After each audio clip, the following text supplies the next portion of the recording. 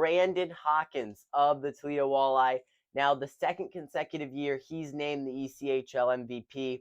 And this guy is just so fun to watch night in, night out. It doesn't matter if it's regular season or playoffs. He is just a incredible player to watch in this league at this level.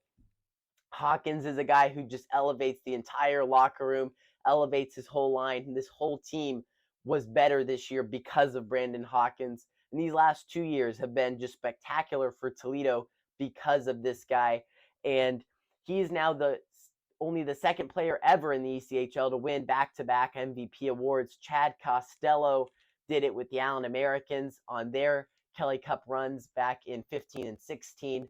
But Chad Costello, if that's a familiar name, he's now the head coach of the Greenville Swamp Rabbits. So he's still in the ECHL. Brandon Hawkins, see how long he continues to play in the ECHL. But if he follows Costello's footsteps, he could be a head coach one day. So just an interesting comparison there. But definitely deserving an MVP award is Brandon Hawkins. Now let's talk about the runner-up for MVP, the goaltender of the year, Cam Johnson of the Florida Everblades. Oh my word. What a spectacular season Cam Johnson had. All season long, he was just a shutdown force for the Everblades between the pipes for Florida. I mean, he was the guy who got them to the playoffs in just such a dominating fashion. A lot of people called him into question with that round 3 loss to Trois-Rivières.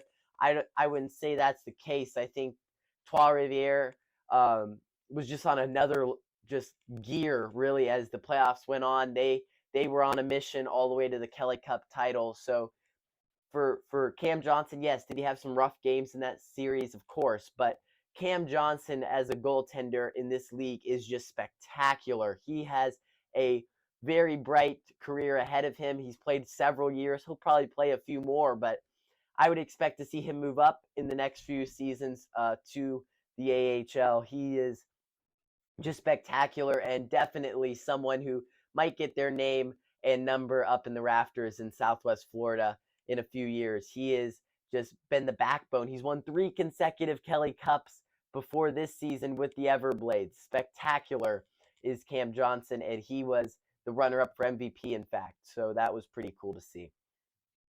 Now let's talk about Coach of the Year. It went to South Carolina Stingrays head coach Jared Nightingale as the Stingrays captured the Brabham Cup championship, the regular season champions,